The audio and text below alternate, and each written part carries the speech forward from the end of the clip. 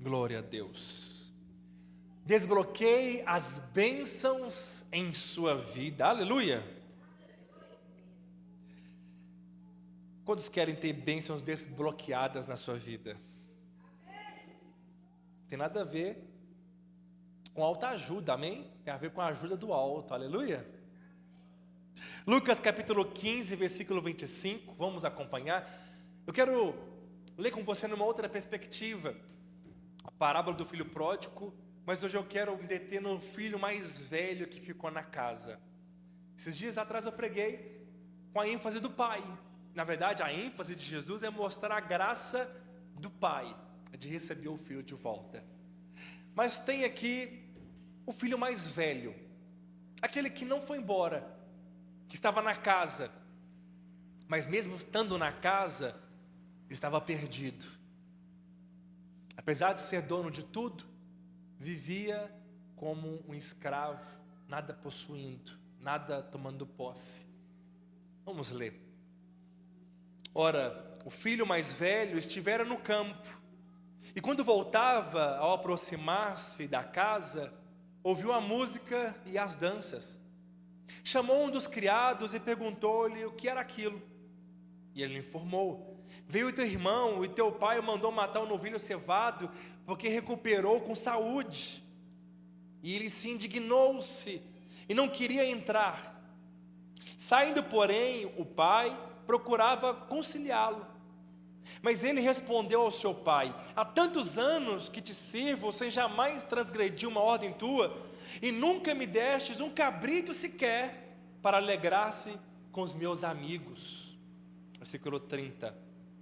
Vindo, porém, este teu filho, que desperdiçou os teus bens com meretrizes, tu mandastes matar para ele um novilho cevado. E então lhe respondeu o pai: meu filho, tu sempre estás comigo, tudo que é meu é seu. Que palavra poderosa.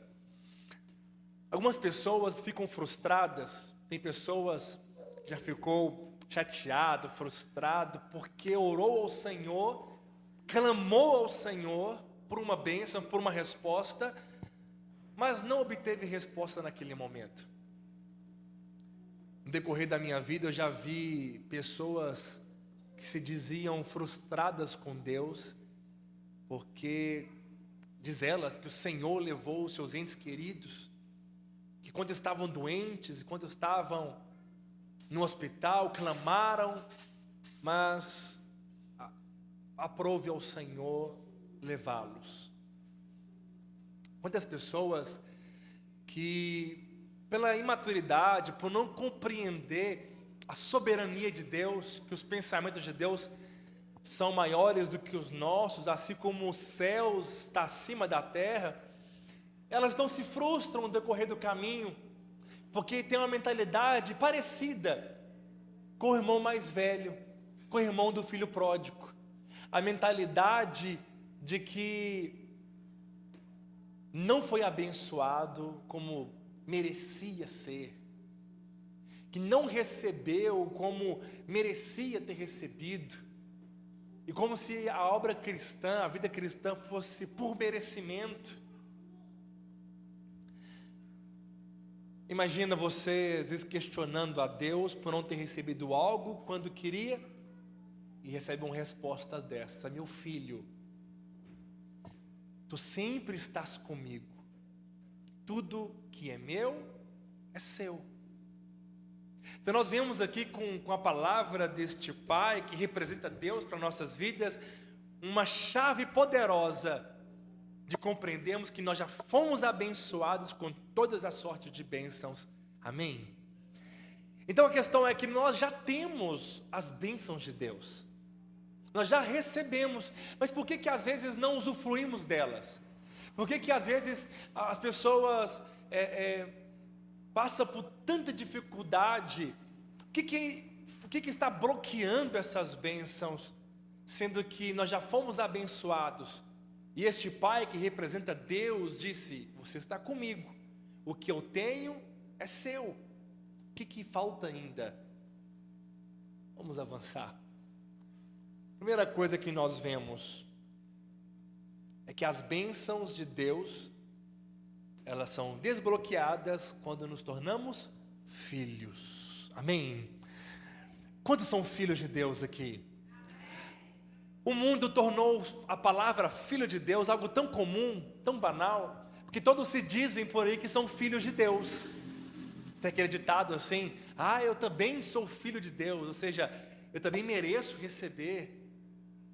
Mas essa não é uma verdade. Ser filho de Deus é algo muito profundo. Vai além de uma falácia popular, de um ditado popular. E nós acostumamos tanto com essa palavra de ser filho de Deus, que desconsideramos, né, as implicações que isso traz. O que traz, o que representa isso, ser filho de Deus? Primeiro que é um dom que nós recebemos. Pergunta é, se Deus é dono de tudo, como podemos acessar o que é dele? Só filhos que têm acesso à herança. Só filhos que são herdeiros têm acesso à herança do pai. Mas já parou para pensar que as pessoas... Coloca aquele fundo, por favor. As pessoas estão tão acostumadas com isso que elas andam para lá e para cá, esquecendo que leva Deus consigo, que leva Deus junto com eles. E elas, em momentos de dificuldade, em momentos de desafios, ou quando se depara com alguém enfermo perto delas, elas esquecem de que elas receberam o poder, que elas receberam a autoridade, e que o Senhor quer curar as pessoas para que Ele seja glorificado. Porque todos aqueles que chegaram a Jesus foram curados. Ninguém que pediu ao Senhor cura deixou de receber, baseado nos evangelhos e na palavra de Deus. E nosso Senhor não muda. É o Deus que ainda continua curando pessoas. É um Deus que continua abrindo portas. É o mesmo Deus que continua fazendo milagres, trazendo provisões. Mas por que às vezes paramos para pensar e até discutimos com algumas pessoas, né, biblicamente, e nos questionamos, por que os milagres parecem que estão diminuindo? Por que antigamente tinham grandes milagres e hoje parece que não mais? Mentalidade. As bênçãos de Deus precisam de ser desbloqueadas na nossa vida, amém? Quando eu falo de bênçãos, não é apenas material, não é bênçãos materiais simplesmente, mas é de viver uma vida com propósito, é de ser usado pelo Senhor e de ser bênção na vida de outras pessoas, é de ver pessoas sendo curadas e sendo instrumento de cura para outros, é ser instrumento nas mãos de Deus para que pessoas sejam libertas, salvas, casamentos sendo restaurados. Então Deus quer manifestar suas bênçãos sobre a sua vida, amém? Você será o canal das bênçãos de Deus e você também é o alvo das bênçãos de Deus, aleluia. Mas precisa de ser filho. E João capítulo 1 versículo 12 disse: mas a todos quanto receberam, deu-lhes o poder de serem feitos filhos de Deus, aos que creem no seu nome. Então ser filho é um dom que nós recebemos. E quando nós somos filhos, nós temos o DNA do nosso Pai. Porque assim como Ele é, somos nós também neste mundo, como diz Pedro. Nós somos tal qual Ele é. Só que ainda, quando o Senhor nos diz isso, Ele já vê a obra acabada em nós. Ele já vê consumado, porque aquele que começou a boa obra, Ele há de terminar. Ao olharmos para nós mesmos, nós percebemos falhas, problemas, tantas coisas que têm transformado, tanto pensamento ainda mundano, tanta filosofia terrena, tantas coisas que têm que ser transformadas, que parece que é muito distante essa realidade de ser parecido com Jesus. Mas a verdade é, você foi feito filho de Deus. E filho é semelhante ao seu pai, carrega o DNA do pai. A palavra de Deus é o nosso testamento. É por isso que diz Novo Testamento. Uma vez que temos conhecimento daquilo que é nosso, geramos fé. E essa fé é a moeda do céu. Amém? Você recebe por causa da fé. E a fé vem pelo ouvir a pregação de Cristo.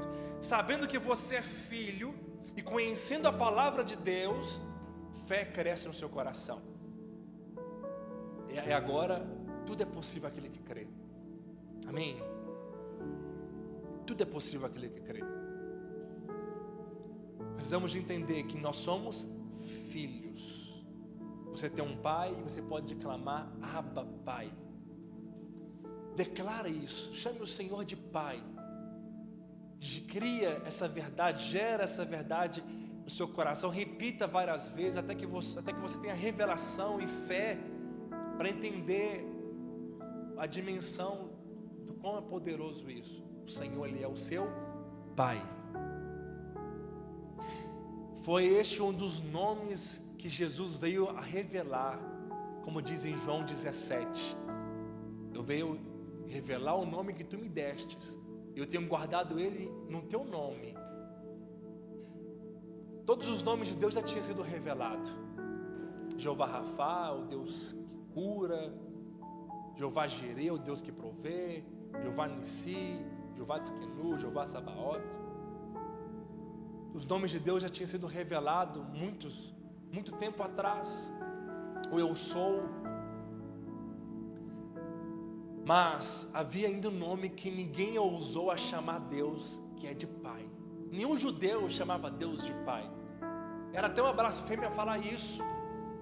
Os fariseus acusavam Jesus de ter blasfemado, porque ele chamou Deus de Pai. E Jesus veio revelar este nome, um nome que não é apenas um título, mas é uma inclusão. Você tem um Pai, amém? E se nós que somos maus sabemos dar coisas boas aos nossos filhos, quanto mais o Pai do céu dará aquilo que nós nos pedimos. Se seu filho te pede um peixe, você não dará uma cobra. Se ele te pede um pão, você não dará para ele uma pedra. Por que então nós ainda ficamos sem pedir ao Senhor, sem clamá-lo? Um texto que me intriga muito, que o Senhor disse assim: nada tendes porque não pedis. Pedi e dá-se-vos-á, para que a sua alegria seja completa. Então aquele que pede, recebe. Na verdade ele diz assim: até agora nada pediste em meu nome. Pede em meu nome e eu lhe darei, para que a sua alegria seja completa. Aleluia. Peça no nome de Jesus. O nome de Jesus não é apenas uma palavra mágica que você repete várias vezes e as coisas acontecem. Significa que Ele tem autoridade, os céus obedecem a Ele, a terra obedece ao nome de Jesus. Então eu não vou no meu nome, na minha força, em quem eu sou, porque eu não tenho autoridade. Os céus não devem nada a mim, mas devem tudo a Cristo. E aí quando eu coloco o nome dEle, eu estou pedindo como se Ele estivesse pedindo. Se você tem uma conta em uma loja e eu não tenho acesso a essa loja, eu não conheço o dono dela, mas eu chego lá e disse, por exemplo, eu falo assim: eu vim buscar essa peça aqui no nome do Lucas Vilaça. E aí o Lucas Vilaça autorizou a entregar para mim. O dono vai me entregar porque ele tem autoridade lá. E se eu não pagar, o nome dele que está lá. E assim, os céus também. Então eu peço no nome do Senhor. Aleluia. E o Senhor nos deu isso para que a nossa fé cresça. Ele nos deu essa segurança para que nós entendamos a dimensão de ser chamado filhos de Deus. Aleluia. Você não está pedindo qualquer estranho, você está pedindo o seu Pai. Romanos capítulo 8, versículo 15, diz assim: porque não recebeste o espírito de escravidão para viverdes outra vez atemorizados, mas recebeste o espírito de adoção, baseados no qual clamamos Abba, Pai.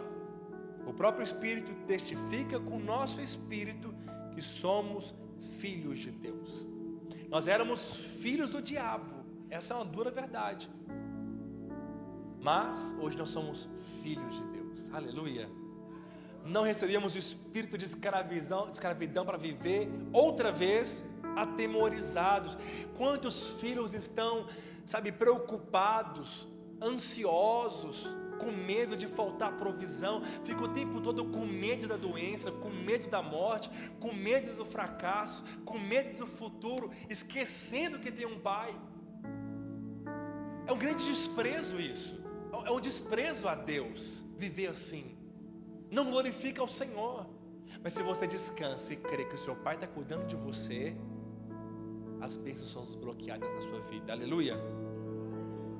1 Coríntios capítulo 2, versículo 12, diz assim: ora, não temos recebido o Espírito do mundo, e sim o Espírito que vem de Deus, para que conheçamos o que por Deus nos foi dado gratuitamente. Olha que interessante, presta bem atenção.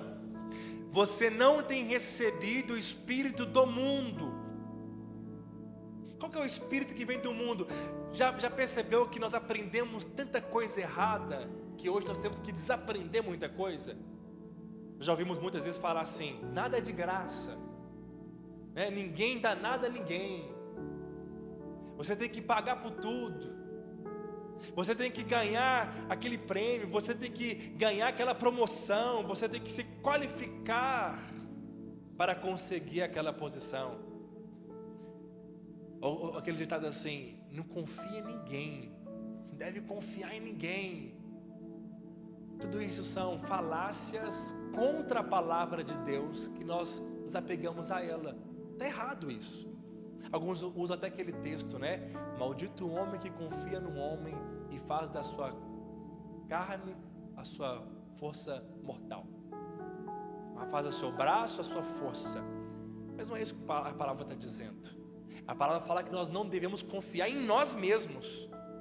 Mas como que vai ter relacionamento se nós não confiamos uns nos outros? Como que vai ter um casamento abençoado se o marido não confia na esposa e a esposa não confia no marido? Amém? Porque esse é o espírito do mundo. São essas falácias. Você tem que batalhar muito, você tem que estudar e qualificar muito. Eu não estou dizendo que está errado. Estou dizendo que nós somos filhos. O mundo não tem um pai que provê na vida deles. Nós temos. Para o mundo é só isso que resta a eles, a força do seu braço. Mas para nós temos o favor de Deus. Amém? Favor imerecido. Que nem sempre o prêmio, a posição é do mais qualificado, é do mais diplomado. Não. A recompensa é daqueles que creem. Os que creem são favorecidos. Os que creem recebem de Deus. Amém, queridos? Então o espírito do mundo não é apenas a pessoa viver no pecado. Não, é a mentalidade mundana, é a mentalidade caída, que não deve confiar em ninguém, que ninguém dá nada a ninguém, que nada é de graça, tudo tem um custo, tudo tem um preço. Como diz os ditados até católicos, né? Se a esmola for grande, o santo desconfia. Mas conosco não é assim. Conosco nós entendemos que nós somos filhos. Nós não temos o espírito do mundo, mas o espírito que vem de Deus, para que conheçamos o que por Deus nos foi dado gratuitamente. Se Deus não poupou o seu único filho, como não nos dará juntamente com ele todas as coisas? Aleluia. Então nós não vamos ficar mais ansiosos, preocupados, dizendo por aí o que vamos comer, o que vamos beber, o que vamos vestir. É os ímpios que preocupam com essas coisas. Amém? Mas nós buscamos o reino de Deus, a justiça em primeiro lugar, e todas estas coisas nos são acrescentadas. Segunda coisa, quando nós nos tornamos filhos maduros, então não basta apenas também ser filhos, precisa de ser filhos maduros. Olha o que diz em Gálatas 4, versículo 1. Vamos ler. Digo, pois, que durante o tempo que o herdeiro é menor, em nada difere de escravo, posto que Ele é Senhor de tudo, mas ainda está sobre tutores e cuidadores até o tempo predeterminado pelo Pai. Assim também nós, quando éramos menores, estávamos servilmente sujeitos aos rudimentos do mundo.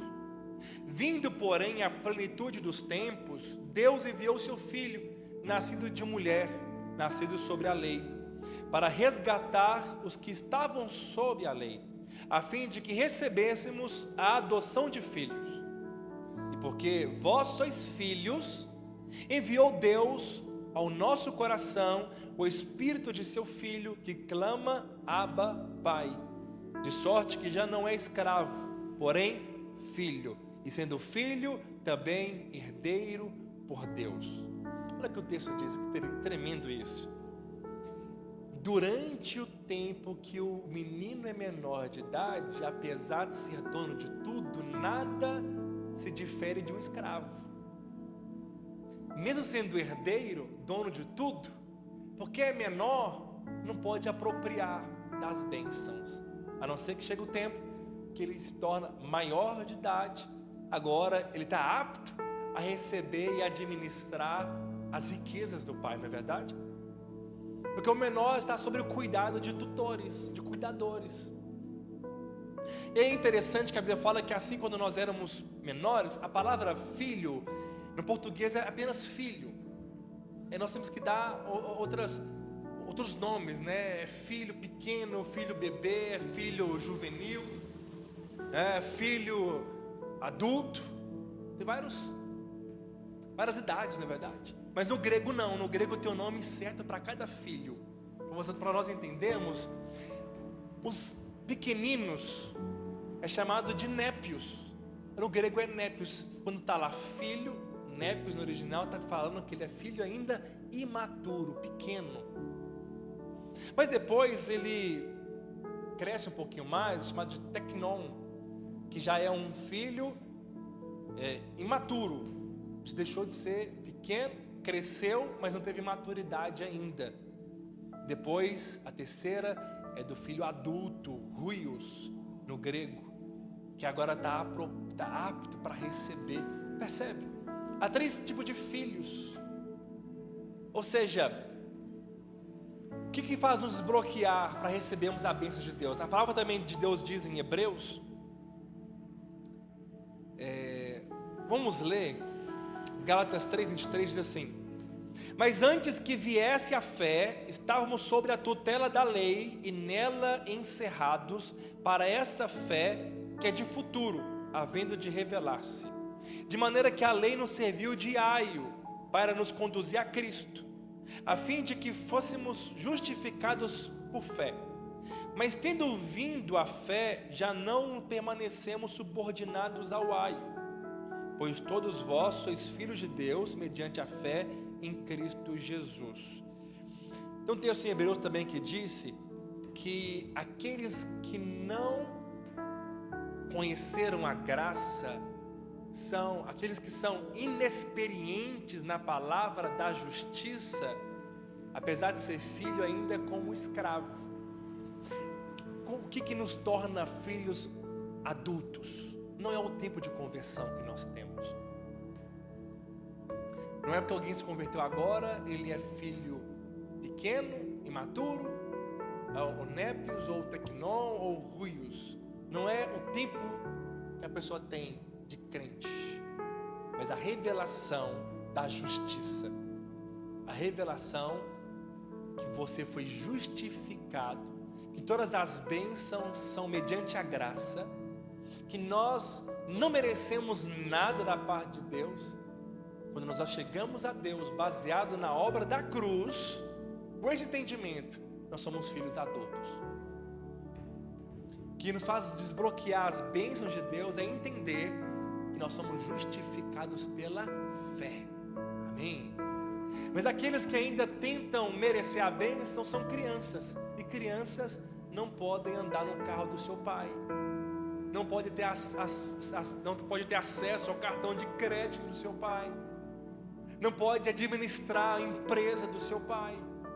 Porque ainda é imaturo, é inexperiente.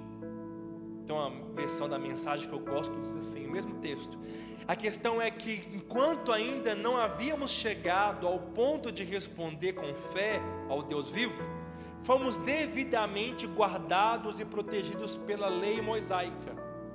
A lei era como aqueles tutores gregos, bem conhecidos de vocês, que conduzem as crianças à escola e a protegem de perigo ou distrações. Ou seja, ainda é criancinha, enquanto crê na lei, vive pela lei, é criança ainda. Aí diz assim: mas agora que já chegaram ao destino, não precisam mais desse tutor. Pela fé em Cristo, vocês têm agora um relacionamento direto com Deus. Ou seja, aquele filho mais velho, ele ainda, apesar de ser mais velho, era imaturo. Era imaturo. Por quê?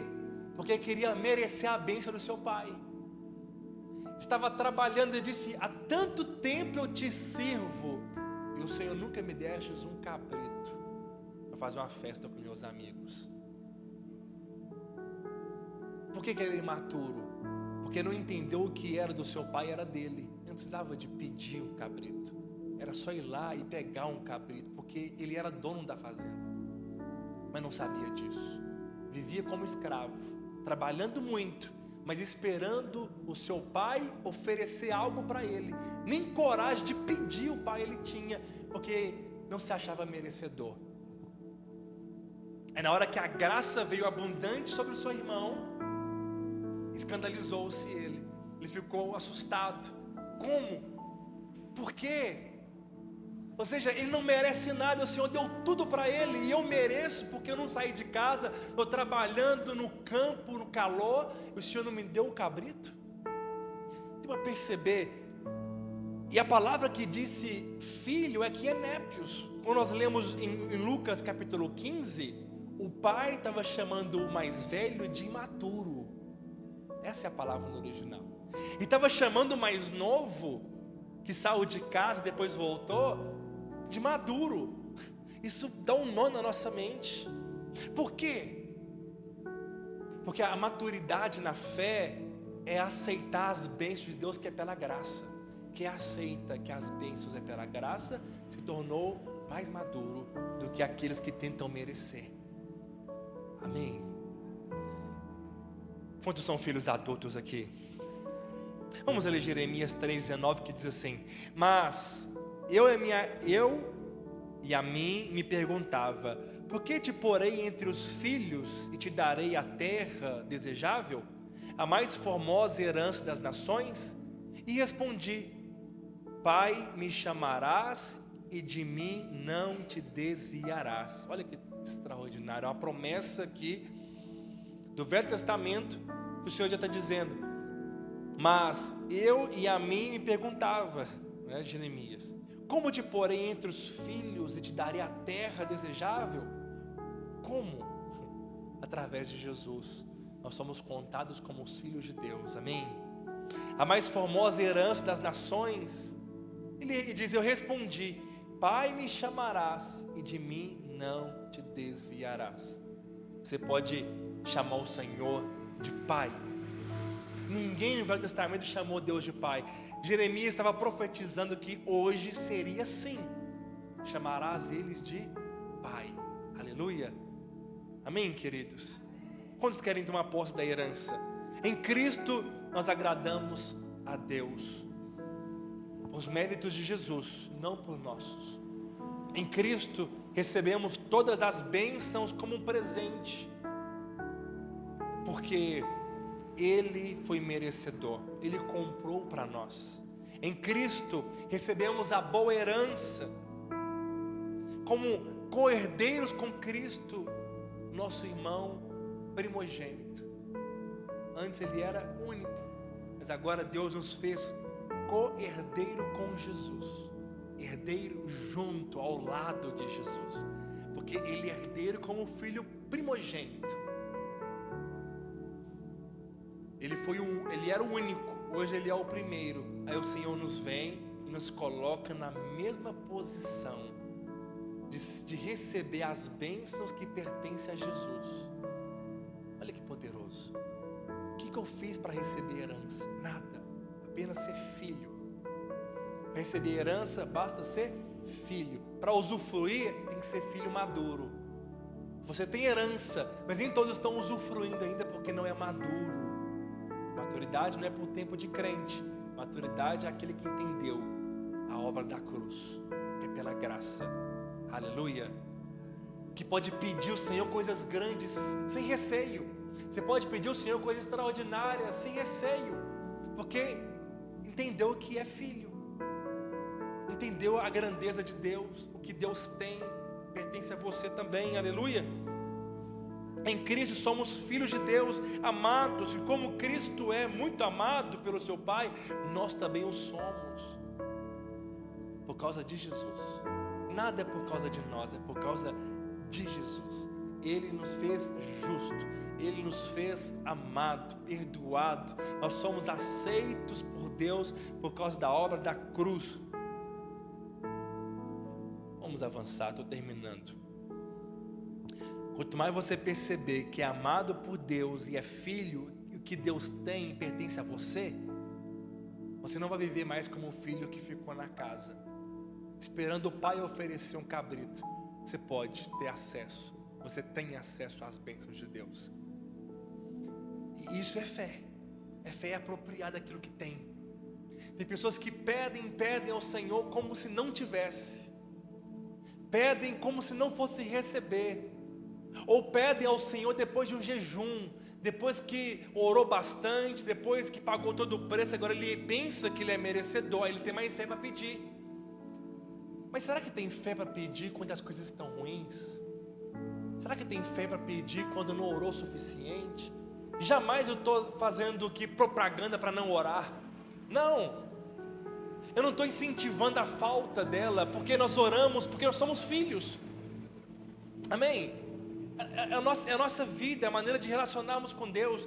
Mas a questão é a mentalidade. Se nós só temos fé para pedir enquanto estamos fazendo as coisas certinho, já estamos sendo o filho mais velho. Ou seja, eu estou merecendo receber, porque eu estou cumprindo.